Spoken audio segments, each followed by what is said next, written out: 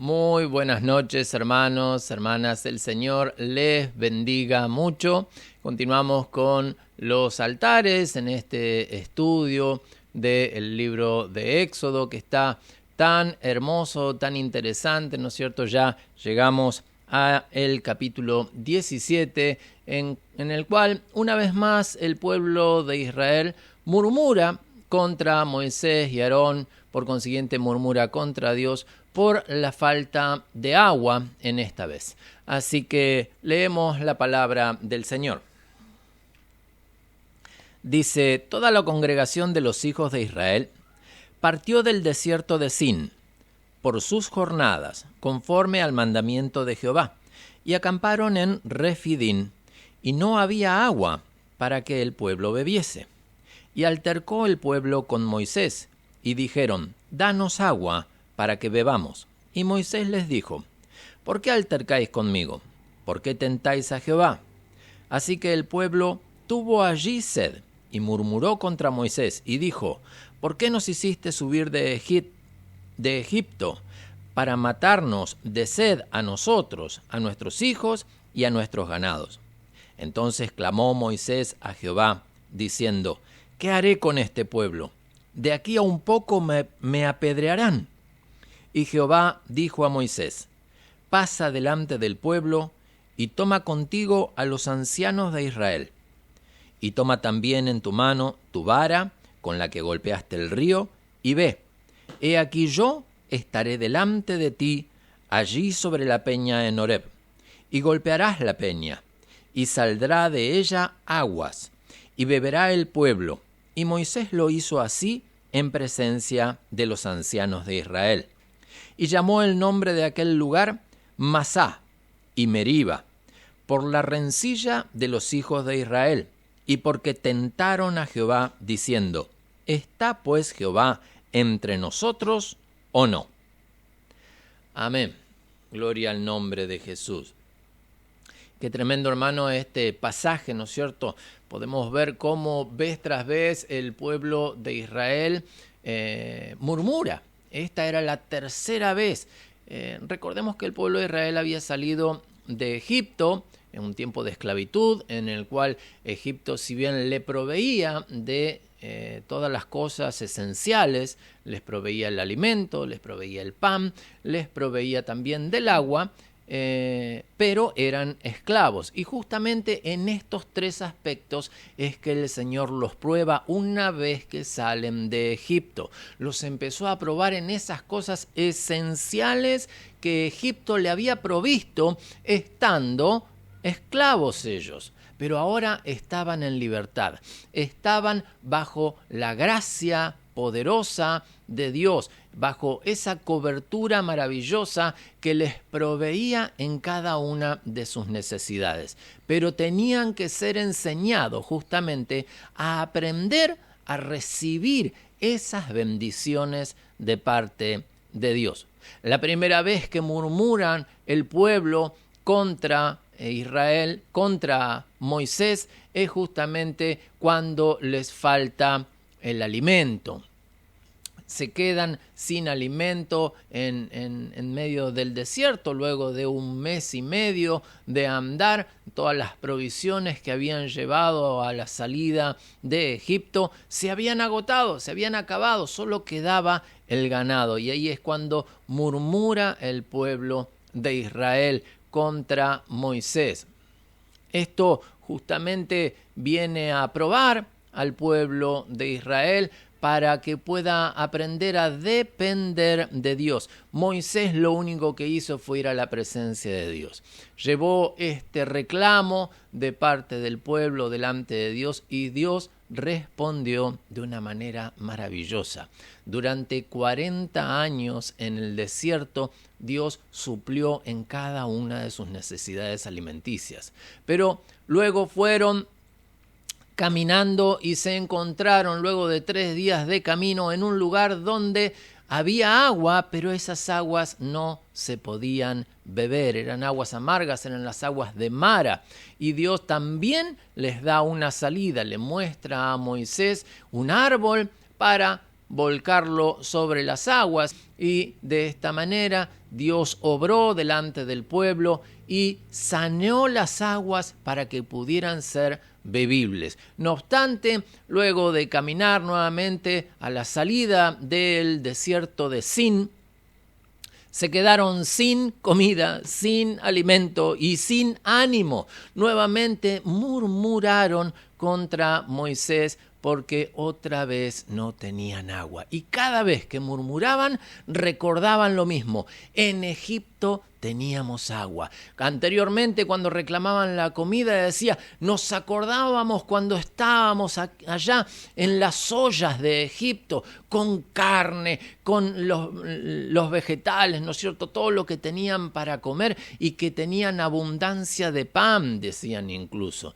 Pero ya ese tiempo había terminado. Si bien en Egipto no tenían falta de ninguna necesidad básica, digamos, pero sí eran esclavos y no podían decidir por sí mismos, no podían proyectar un futuro para sus vidas, porque ni siquiera hijos varones podían tener.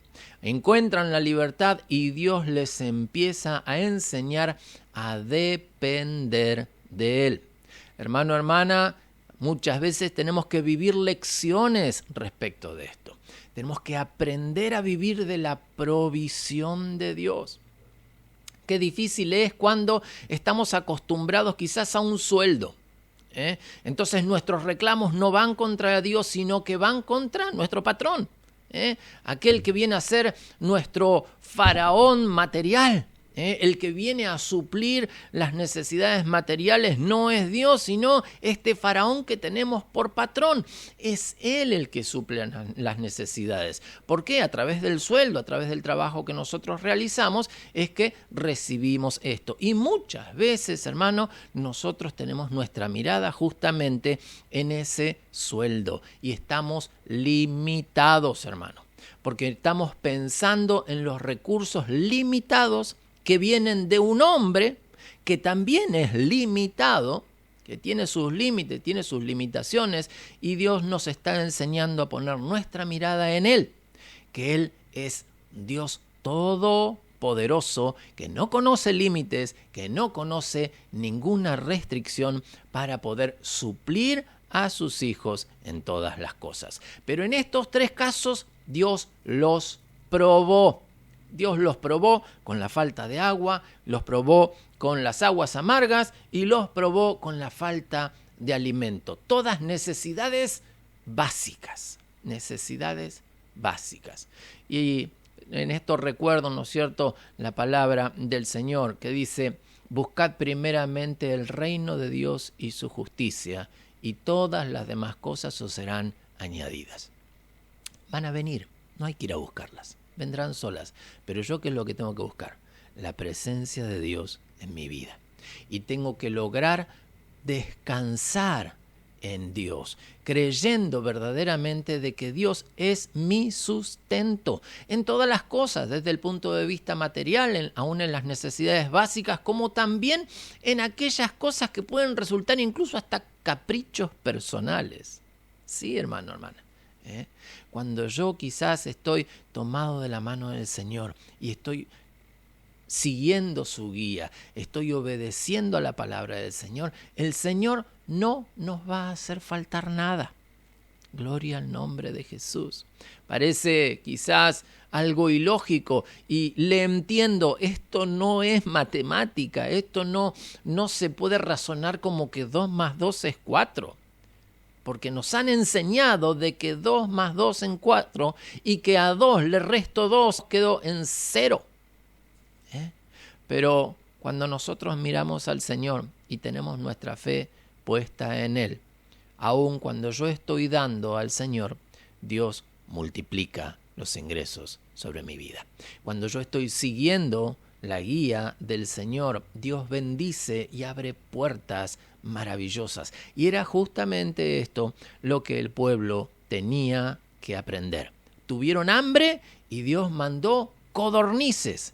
Hermano, no estamos hablando de 2 o 3 codornices, estamos hablando de codornices para más de 600.000 hombres, sin contar mujeres y niños.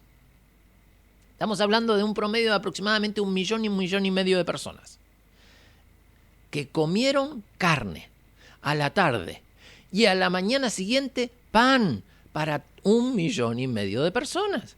Y a la tarde siguiente otra vez carne. Y así durante 40 años. Mire, hermano, qué provisión. Mire cuál es el sustento de parte de Dios. ¿Qué hombre en la tierra puede suplir tantas necesidades para tanta gente durante 40 años? Aún aquellos más poderosos y más amorosos y amables y que nos tienen en mucha estima y quieren lo mejor para nosotros, quizás nos suplen o nos auxilian durante algún tiempo y probablemente no en la abundancia con la que Dios lo hizo con su pueblo. Eso, por supuesto, sin mirar el hecho de que sus ropas no se envejecieron y sus calzados no se gastaron durante 40 años. Gloria al nombre de Jesús. Esto quizás es una muy mala noticia para una mujer que piensa en usar la misma ropa durante 40 años, pero ¿a qué queremos llegar con esto? Dios está supliendo en cada una de nuestras necesidades. No tenía el pueblo para una tienda para 1,5 millones de personas, sino que Dios hizo de que aún esos recursos que no se podían suplir de otra manera no se agotaran, como la harina y el aceite de la tinaja. Fueron multiplicados. La viuda se iba a dejar morir. Me voy a comer este último pancito que puedo cocinar con este puñado de harina y este chorrito de aceite y después esperaremos la muerte con mi hijo. Y la palabra del profeta fue: dame a mí primero. Buscad el reino de Dios. Confiemos en el Señor. Confiemos en el Señor. Y la harina no menguará y el aceite no escaseará, sino que iba a poder sustentar a esta viuda con su hijo de la misma manera que suplió a su profeta durante tanto tiempo, 3 años, ¿no es cierto?, que fue el tiempo que se vivió en Israel de la sequía. Siempre recuerdo cuando Dios le dice, luego de que se seca el arroyo y los cuervos que le llevaban carne a donde estaba Elías, allí esperando el cumplimiento de la palabra de Dios, le dice: bueno, ya está, de acá te tenés que ir, pero ve a Sarepta de Sidón, que allí hay una viuda que te va a sustentar. Y yo me lo imagino a Elías diciendo: esta viuda debe ser millonaria, debe ser una viuda que tiene muchos recursos. Y muchas veces, hermanos, nosotros ponemos nuestra mirada en las cosas terrenales. Y cualquiera de nosotros, si nos hubiéramos encontrado con una viuda que sale y nos dice: estoy por comer el último pedacito de pan y dejarme morir, ¿qué hubiéramos pensado? Esta no es la viuda que Dios me mandó. Seguramente debe ser otra que tiene muchos recursos, porque si no, ¿cómo me va a sustentar? Hermano, hermana, no espere solventar sus necesidades con recursos humanos de esta tierra, sino ponga su mirada en el Señor. Levantemos hoy nuestra mirada a Dios y veamos de qué manera Dios suplió a su pueblo. Envió codornices en medio de un desierto. A la mañana hacía descender maná del cielo, el alimento celestial que solamente ellos comieron, hermano. Nadie más pudo comer de ese alimento. Quizás nosotros desearíamos probarlo, disfrutar de ese alimento que comía el pueblo de Israel directamente desde el cielo para su pueblo. Y hoy nosotros tenemos quizás otros recursos, pero Dios sigue siendo nuestro sustento. Dios sigue siendo nuestro proveedor. ¿Puedes decir amén, hermano? ¿Tienes tu mirada puesta en Él? ¿Esperas recibir de Él para poder suplir en cada una de tus necesidades? Fíjese, hermano, cuando faltó el agua, allí Dios hizo salir agua de una roca. Llegaron al punto de pensar: ¿está Dios con nosotros o no? Ese mismo día habían comido codornices que habían caído del cielo alrededor del campo. Ese mismo día habían comido maná en la mañana. ¿Cómo podían llegar a dudar de que Dios estaba con ellos? Ahí es cuando Dios le dice a Moisés, Moisés, no te pongas mal, porque ya Moisés estaba preocupado por cómo estaba reaccionando el pueblo contra él. Recuerden que dijo, de aquí a poco este pueblo me va a apedrear, me va a matar. Están echándome las culpas a mí de todo esto que está pasando. Y era justamente el trato de Dios con cada uno, hermano. No le tengas miedo al trato de Dios. Tenle miedo a la incredulidad hacia Dios. A eso tenle miedo. Ten miedo a no poder confiar en Dios. Quita tu mirada de las cosas terrenales y pon tu mirada en Dios, que Él va a suplir en cada una de las cosas. Dios manda a Moisés a llevar a los ancianos para que sean testigos de qué manera Dios iba a suplir la necesidad de agua para todo el pueblo. ¿Qué hace Moisés? Golpea con la vara, la misma vara que había sido utilizada para cada una de las señales en Egipto, iba a ser de alguna manera el instrumento para mostrar una señal de que Dios está en medio de su pueblo. Dios puede sacar agua de una roca y no saca una gota. Sacó agua para sustentar a 1,5 millones de personas durante varios días, que se quedaron allí, en el desierto de Refidín, hasta ser saciados para que luego pudieran continuar el camino. Hermano, hermana, Dios tiene recursos ilimitados. Pongamos nuestra mirada en Él, que podamos confiar en Él, apoyarnos en Él y dejar quizás de confiar en nuestras posibilidades humanas. Muchas veces estamos más confiados en lo que nosotros como personas humanas y limitadas, personas limitadas en recursos, en tiempos, en posibilidades. Quizás nos apoyamos más en esto de confiar, de poder confiar en Dios, que es un ser ilimitado, hermano, hermana, y que siempre está atento a cada una de las necesidades de su pueblo. Oramos al Señor, hermano, que Dios nos ayude a poder confiar en Él. Padre, bendito Dios, te damos gracias, mi Señor. Gracias, eterno Rey, por tu amor, por tu misericordia, Señor. Gracias, amado Padre, porque tú nos enseñas de una manera vívida, Padre, con experiencias, con situaciones, amado Dios, a poder confiar en ti.